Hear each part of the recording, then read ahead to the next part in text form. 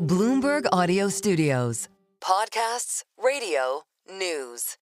So Greece has been involved in another round of talks convened by the French President Emmanuel Macron on how to best respond to the U.S.-Russia dialogue on Ukraine. The country is amongst the highest defense spenders as a percentage of GDP in NATO, a topic which President Trump often uses to criticize what he says is a lack of investment by the military alliance. Well, the Greek Prime Minister Kyriakos Mitsotakis joins us now for an exclusive conversation from Athens. Prime Minister, thank you so much for joining us. President Trump has called President Zelenskiy a dictator. What's your reaction when you hear that?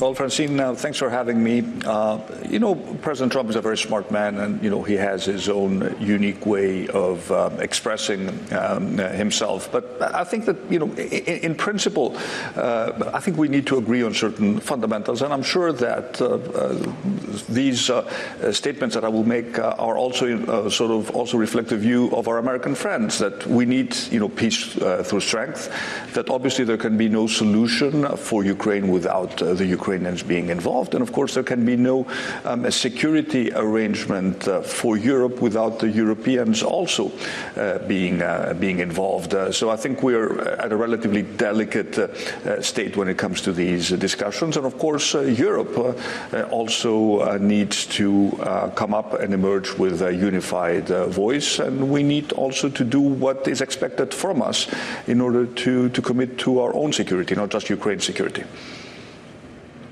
But, Prime Minister, what can Europe do concretely? So can they move without the U.S., or is it talking with the U.S.? What are the steps that you see going forward? Well, Francine, I've always been, a strong advocate of Europe doing more to take control of its own security priorities. As you know, and as you pointed out, Greece is a country that is spending more than 3% of our GDP on defense, and we have been consistently exceeding the 2% threshold at times when richer European countries were not contributing to our common sort of defense budget in the way that they should. So, I mean, this is really the time when we need to move from words to actions. We need to spend more on defense. We need more fiscal flexibility when it comes to the European rules to allow us to spend more on defense without breaching European expenditure rules. This is something which has been acknowledged by the President of the Commission. I've been lobbying very hard to get to that point. And of course, I think we also need some sort of joint European borrowing facility that will allow us to implement projects of European common interest, such as a European missile shield, which would benefit the entire continent. Again, we've been talking a lot about these priorities over the past years, and I think now we're faced with what I would call sort of a rude awakening in a sense, and we need to move from words to action. So when President Trump many years ago pointed out that we didn't spend enough on defense, he was in principle right, and we need to make sure that we make up for the lost ground. But, Prime Minister, in terms of timeline, when will Europe accept the need for joint bonds? Again, are those conversations accelerating at pace? Will it become a reality soon? What I expect will become a reality as soon as the next European Council is the first sort of intervention which I talked about. We need more fiscal flexibility. So when we spend more on defense, the incremental spending should not count towards our European deficit calculations. This is a decision that we could make theoretically as early as the European Council in March. And frankly, we cannot delay this decision any longer, because should we choose to spend more, and again, I do need to point out that Greece has been spending significantly more than our European allies, we need the necessary fiscal flexibility in order to be able to do that. So I could expect a decision regarding the fiscal flexibility, what we call the exemption from the general the activation of the general escape clause, to come as early as March.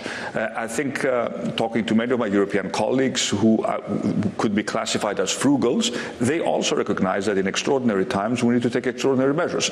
So the discussion about some sort of joint European borrowing facility is certainly on the table, and I also expect it to pick up steam very quickly.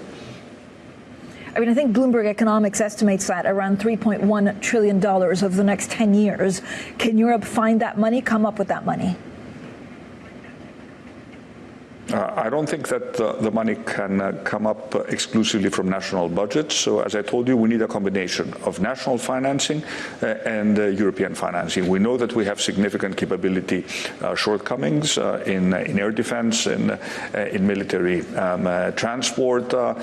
These are gaps that we need to fill. But again, I do want to be very, very clear. This change cannot take place from one moment to the next. Hence, in spite of whatever tension may have arisen, I remain a strong proponent of the value of the transatlantic partnership. And yes, sometimes American friends may express themselves in a different way, but when they sort of point the finger at us and tell us you need to do more for your own security, again, in principle, they are right. I've been making the same argument for quite some time now. Prime Minister, who will speak for the Europeans if Europe actually gets a seat at the table with Donald Trump and Vladimir Putin? That is a decision we still have to make. One of the topics that we could discuss is to appoint a very high-level sort of EU representative who could speak on behalf of the European Union. Because right now we, as you know, we have the President of the European Council, you have the President of the Commission, you have the High Representative, but we may choose to actually appoint, a special sort of representative who needs to be someone with a lot of authority and gravitas who could represent the European Union. And I think it is necessary to speak with one voice. I mean, it does seem that Vladimir Putin managed to achieve what they wanted, which is speaking to the U.S. directly, superpower to superpower. What can the EU now do to get a seat at the table for Brussels, but also Kyiv?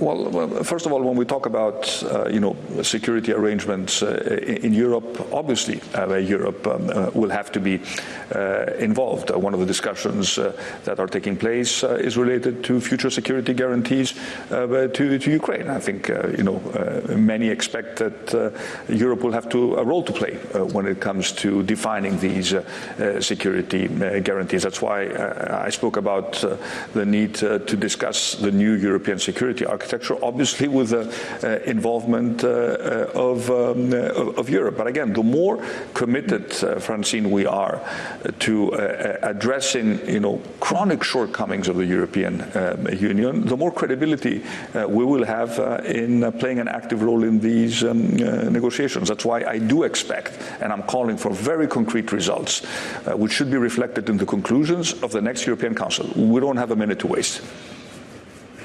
Prime Minister, Donald Trump also announced new tariffs on auto imports as soon as April. Is the EU considering, or should it consider, to actually lower its own tariff rate to avoid some of the American duties?